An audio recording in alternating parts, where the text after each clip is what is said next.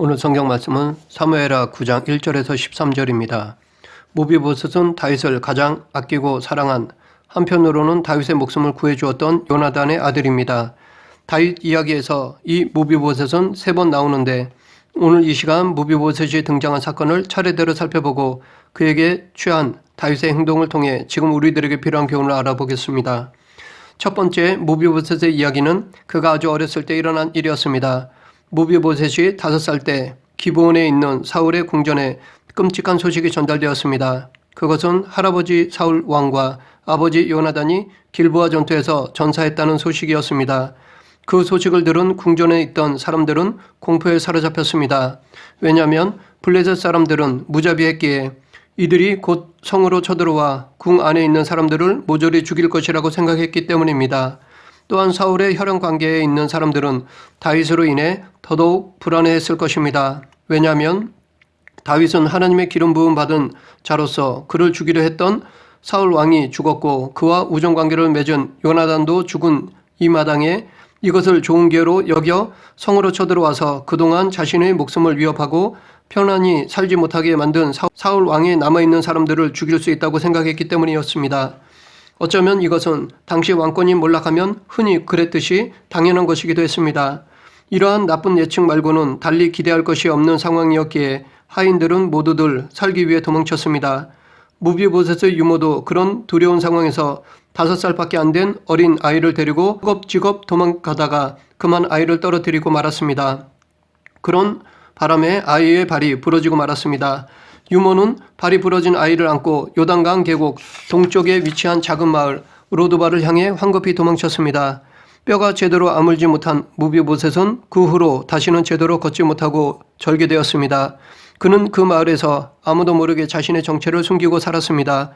무비보셋은 한때 이스라엘의 초대 왕이었던 사울 가문의 후손이었지만 아무도 그 사실을 모르게 숨기며 살았습니다. 만약 그 사실이 알려진다면 그의 목숨이 위태로워질 것이기 때문입니다. 그래서 아마도 그는 자신이 왕족이라는 것을 숨겼을 것이고 왕족의 특권을 누리는 것은 기대하지도 않았을 것입니다. 그저 하루하루 숨죽이며 살았을 것입니다. 그런데 이런 상황은 그의 잘못이 아니었습니다. 이 모든 급박하고 급격하게 변한 상황들이 그가 너무 어렸을 때 일어난 일이었기에 그에게는 아무런 책임이 없습니다. 갑작스러운 도망, 끔찍한 사고와 언제 죽을지 모를 상태로 인한 불확실한 미래, 이 모든 것들 중에 무비보셋의 책임은 하나도 없었습니다. 그렇기 때문에 어찌 보면 무비보셋은 시대적 희생양이라 할 수 있습니다. 아마 무비보셋은 5살 때부터 자신의 불행한 원인을 저주하며 세상을 향한 원망 속에 갇혀 자신이 처한 형편을 극복하고자 하는 마음은 진작부터 포기했을 것입니다. 더 나아가 이 모든 형편에 대해서 하나님께 불평과 섭섭함이 큰 응어리가 되어 가슴에 묻은 채 살았을 것입니다.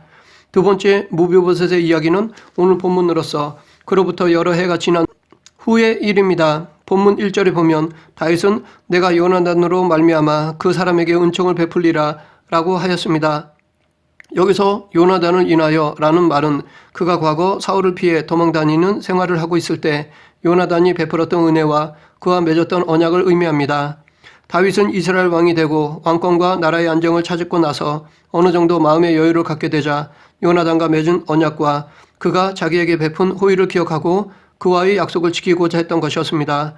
그런데 우리가 여기서 주목할 점은 다윗이 지키고자 했던 요나단과의 약속은 매우 오래전에 맺었던 약속이라는 점입니다. 사울이 죽을 당시 무비보셋의 나이는 불과 5살 정도였고 현재 무비보셋은 어린 아들을 둔 성인이 되었습니다. 이 사실로 유추해 볼 때 다윗이 요나단과 언약을 맺은 것이 지금으로부터 약 20년 전의 일일 것입니다. 그렇기 때문에 오래전에 맺은 약속을 더구나 약속을 맺었던 당사자는 이미 죽고 없는 지금 이 상황에 그 약속을 기억하고 그것을 지키기 위해 수고한다는 것은 사실 쉽지가 않습니다. 더욱이 그 언약은 두 사람이 은밀하게 맺은 것이기에 아는 사람이 아무도 없었습니다. 그렇다면 굳이 시간 들여 그 약속을 지킬 필요가 없었을 것임에도 불구하고 다윗은 그 언약을 지키기 위해 수고하였습니다. 그의 모습 속에서 하나님의 백성으로서 성도가 보여야 할 신실한 모습이 무엇인지를 보여주고 있습니다. 하나님은 언약에 신실하신 분이십니다. 아무리 세월이 흘러도 반드시 그 언약을 기억하고 지키시는 분이십니다. 또한 하나님의 언약을 맺은 사람이 죽어도 무효되지 않고 그 후손에게까지 은혜가 미칩니다. 이렇게 한번 언약을 맺으시면 반드시 기억하시고 그 후손에게까지도 은혜를 베푸시는 하나님을 왕으로 모신 성도는 하나님의 신실하심을 본받아 믿음 안에서 맺은 약속에 대해서는 끝까지 신의를 지키는 자가 되어야 할 것입니다. 물론 이것은 쉽지 않습니다. 내 의지와 상관없이 약속을 이행하지 못하게 하는 변수가 많이 발생하기 때문입니다. 우리의 한계를 벗어난 변수라면 어쩔 수 없지만 될 수 있으면 약속을 지켜야 할 것입니다. 반면에 죄를 짓는 일에 대해서는 신의라는 명목으로 행해서는 안 됩니다. 의리를 내세우며 악을 요구하면 거부할 수 있어야 합니다. 어느 날 낯선 사람들이 무비보셋을 찾고자 로드발에 왔습니다. 그들은 그를 만나 예루살렘에서 다윗 왕이 당신을 찾는다고 전해주었습니다. 다윗 왕 앞에 출두하라는 명령에 무비보셋은 두려움을 느꼈을 것입니다. 그는 아마 다윗이 전에 사울의 핍박 때문에 너무도 고생을 많이 한 사람인지라 장차 반란의 불씨가 될지 모를 요소들을 철저히 없애기로 마음먹었을 것이라고 생각했습니다. 순간 무비보셋은 올 곳이 왔구나 하고 생각했을 것이며 자기 목숨이 여기까지였구나 라고 체념했을 것입니다. 무비보셋은 당나귀를 타고 예루살렘으로 인도되었습니다. 한 걸음 한 걸음 예루살렘에 가까워질수록 무비보셋은 닥쳐올 죽음에 떨었을 것입니다. 오래전부터 이런 날이 올 것이라고 생각했지만 막상 그날이 되니까 사형수처럼 두려워했을 것입니다. 다윗 앞에 선 순간 분명히 무비보셋은 사형 선고를 받을 것이라고 생각했기에 어떻게 해서든 살아보고자 다윗 앞에서 자기 스스로를 죽은 게라고까지 비하했습니다. 그러나 다윗의 궁정으로 인도된 무비보셋이 몰랐던 것은, 아니 상상할 수조차 없었던 것은 그가 다윗으로부터 사랑을 받기 위해 이곳에 왔다는 사실입니다. 며칠 전 다윗은 신하들에게 남아있는 사울의 후손이 있는지를 물었는데 그것은 친구 요나단의 은혜를 갖고자 함이었습니다. 지금까지는 전쟁을 치르고 국가 안보를 확립하는 등 왕권을 다지는 일로 여력이 없었지만 이제 하나님의 은혜로 안정을 찾자 그가 가장 먼저 한 일은 사랑을 베푸는 것이었습니다. 다윗은 왕이 되어 나라를 다스릴 때 사울 왕과는 달리 하나님의 의를 실천하였습니다. 다윗이 온 이스라엘을 다스려 다윗이 모든 백성에게 정의와 공의를 행할세, 공의와 정의를 이 땅에 이루시고자 하나님께서 왕을 세우셨기에 다윗은 이런 하나님의 뜻을 알고 그렇게 하였던 것이었습니다. 그러나 무비보셋은 벽천 로드발에 꼭꼭 숨어 세상과 문을 닫고 살았기에 이런 다윗의 마음을 알지 못했고 이렇게 공의와 정의를 행하는 다윗 왕의 소문을 듣지 못했을 것입니다. 게다가 무비보셋은 오래전에 아버지 요나단과 다윗이 서로 언약을 맺었다는 사실도 몰랐을 것입니다.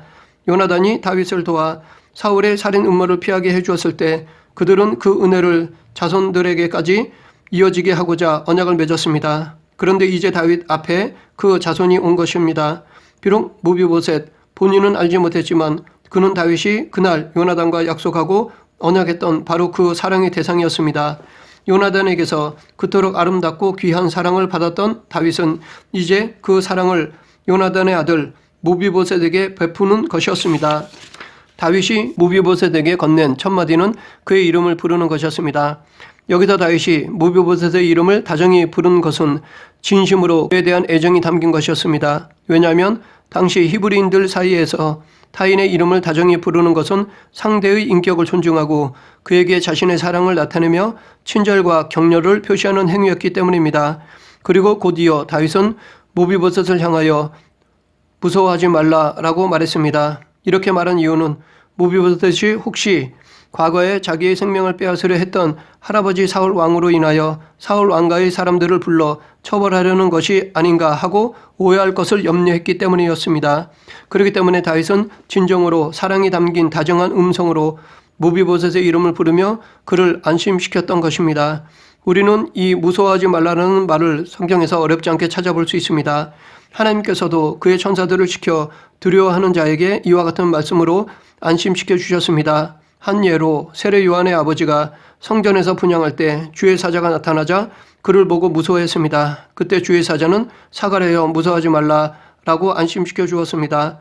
예수님께서도 물 위로 걸어오실 때 그것을 본 제자들이 겁을 먹고 어쩔 줄 몰라 하자 안심하라, 나니 두려워하지 말라라고 말씀하셨습니다.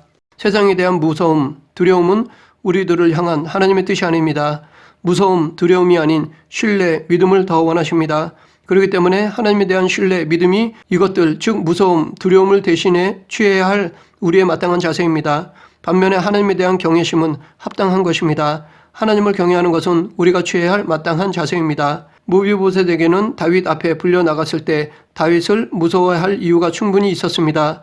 다윗이 사울 가문의 직계 혈통인 자신을 잡아 없애려 한다고 생각하지 않을 이유가 없었습니다. 그래서 무서워하지 말라라는 다윗의 이 한마디의 말은 그로 하여금 죽음의 두려움으로부터 해방시켜 주었습니다. 그뿐만 아니라 다윗은 무비보셋에게 할아버지 사울의 모든 소유지를 넘겨주어 그가 마땅히 누려야 할 권리를 찾아주었습니다. 그리고 다윗은 전에 사울의 종이었던 시바에게 무비보셋의 농지와 업무를 돌보게 했고 무비보셋을 자기 가족의 한 사람으로 받아들였습니다. 여기서 알 수 있듯이 사랑에는 구체적인 실천이 따라야 합니다. 단지 입으로만 사랑을 외치는 것은 공허한 메아리에 불과할 뿐입니다. 예수님께서도 진정한 이웃사랑에 대해 가르치실 때 선한 사마리아인의 비유를 말씀하셨습니다. 그 비유에 나오는 사마리아인은 레위인이나 제사장처럼 강도를 만나 피 흘리며 쓰러져 있는 사람을 보고 마음으로만 동정하지 않았습니다. 그는 강도 만난 사람 가까이 가서 응급처치를 하고 그를 주막으로 데리고 가서 돌보아 주었을 뿐만 아니라 모자라는 비용까지 모두 부담하겠다고 하셨습니다. 이것이 바로 하나님께서 원하시는 사랑입니다. 진정한 사랑은 말에만 있지 아니하고 구체적인 행동을 통해 이루어집니다. 이렇게 사랑은 동사이지 이념이나 관념이 아닙니다. 하나님께서도 우리를 사랑하시되 말로만 하시지 않고 당신의 독생자를 친히 내어주기까지 하셨습니다. 구체적인 행위를 하셨습니다. 세 번째 무비보셋 이야기는 여러 해 후 압살롬이 반역을 일으키던 때에 다시 나옵니다. 무비보셋은 의로운 다윗 왕가의 한 사람으로서 왕과 함께 식사를 하고 왕의 아들처럼 대우를 받으며 살았습니다. 그러면 무비보셋은 다윗에게서 이런 사랑을 받고 예전에 그 쓰라린 마음을 다 떨쳐버렸을까요? 겉으로는 다윗의 호의를 받아들이면서 속으로는 경계심을 가지고 있었는지는 않았을까요? 다윗이 자신을 집안으로 끌어들인 이유는 자신을 늘 감시하고 사울 추종자들이 자신을 중심으로 결집하지 못하도록 하기 위한 것이라고 의심하지는 않았을까요? 혹은 자신이 이스라엘 백성들에게 다윗의 너그러움을 홍보하는 샘플로 이용되고 있다고 생각하지는 않았을까요? 무비보셋은 진심으로 아버지 요나단과 맺은 언약을 지키기 위해 자신에게 베푸는 다윗에게 고마워했을까요? 아니면 계속 옛날의 경계심을 품고 다윗의 사랑을 왜곡되게 해석하고 있었을까요? 성경에는 이러한 두 가지 가능성을 모두 뒷받침해주는 이야기가 나옵니다. 첫 번째는 과거 사울의 종이었다가 이제는 무비보셋을 섬기는 책임을 맡고 있는 시바가 들려준 이야기로서 무비보셋이 다윗을 배신했다고 고소하는 내용입니다. 두 번째는 시바의 모함에 대해 무비보셋이 다윗에게 자신의 충실한 사랑을 밝히는 내용입니다. 이 두 이야기 모두 다윗이 압살롬의 반역으로 인해 예루살렘에서 도망쳤다가 다시 돌아온 사건을 배경으로 하고 있습니다. 압살롬 반란 사건은 내란이었습니다. 셋째 아들 압살롬은 아버지 다윗을 왕좌에서 내쫓고 왕이 되고자 했습니다. 압살롬은 오랜 시간 동안 치밀하고 완벽하게 준비했기에 모든 상황이 다윗에게 불리하게 돌아가고 있었습니다. 그는 몇몇 충성스러운 신하들만을 거느린 채 저주와 악담을 듣고 수치를 당하며 예루살렘에서 탈출했습니다. 시바는 그 탈출하는 상황에서 자신의 상전인 무비보셋이 어떻게 했는지를 다윗에게 고했습니다. 그 후에 벌어진 전쟁에서 압살롬은 패하고 죽임을 당했습니다. 다윗은 많은 사람의 환호와 축복 속에서 승리의 행진을 벌이며 예루살렘 성으로 돌아왔습니다. 무비보셋은 승리의 입성을 하는 다윗에게 자신이 그동안 어떻게 있었는지를 고했습니다.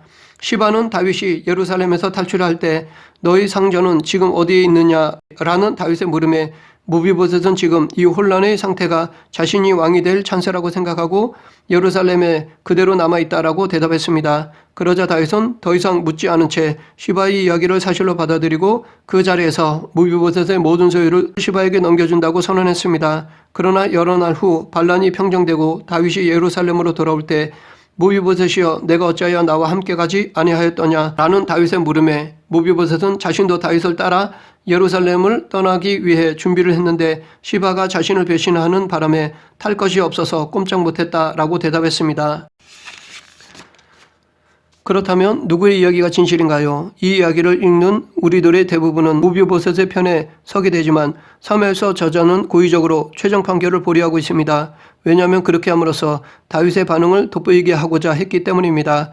전에 다윗은 무비보셋을 고발하는 시바의 이야기를 듣고 그대로 믿었습니다. 하지만 이제 무비보셋의 이야기를 듣고 그의 모습을 본 그로서는 두 이야기 중 하나는 진실이 아니라는 것을 알았습니다. 그런데 다윗은 이 상황에서 누구의 말이 진실인지를 따지려 하지 않았다는 것입니다. 그는 대질 신문도 하지 않았고 증인을 불러오게 하지도 않았습니다. 그는 그저 두 사람 모두 다시 받아들였습니다. 그는 배신과 무책임, 거짓말과 위선을 사랑으로 포용했습니다.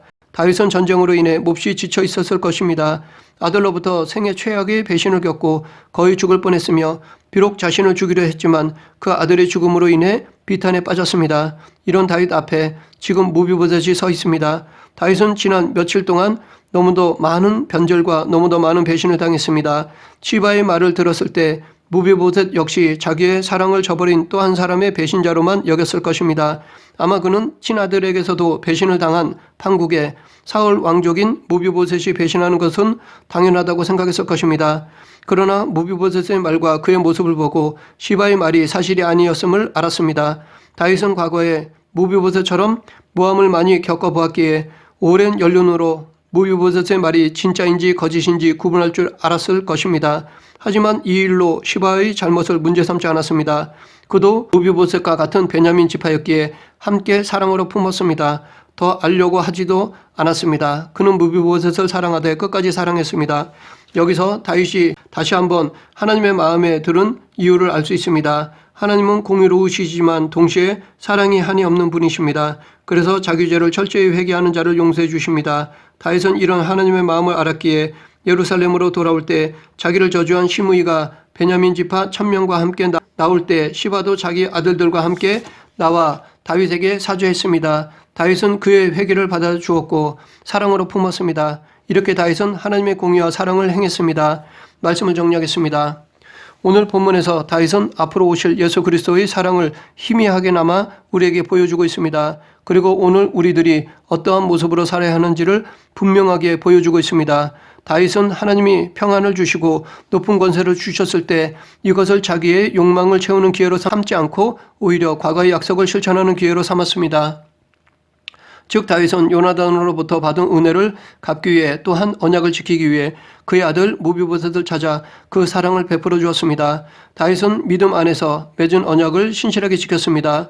오늘 우리도 이러한 모습으로 살아감으로써 진정한 신의와 사랑을 찾아보기가 힘든 이 시대에 참된 신의와 사랑이 무엇인지를 증거하는 자들이 되어야 할 것입니다. 우리 모두 하나님의 신실하심을 사랑의 도구로 사용하는 성도가 되길 간절히 축원합니다. 기도하겠습니다. 사랑과 은혜가 풍성하신 하나님 아버지, 하나님이 베풀어 주신 은혜를 늘 기억하며 받은 은혜를 이웃을 사랑하는 도구로 사용하는 성도가 되게 하여 주시옵소서. 예수님의 무한하신 사랑을 이웃과 함께 나누는 성도가 되게 하여 주시옵소서. 예수님 이름으로 기도드립니다. 아멘.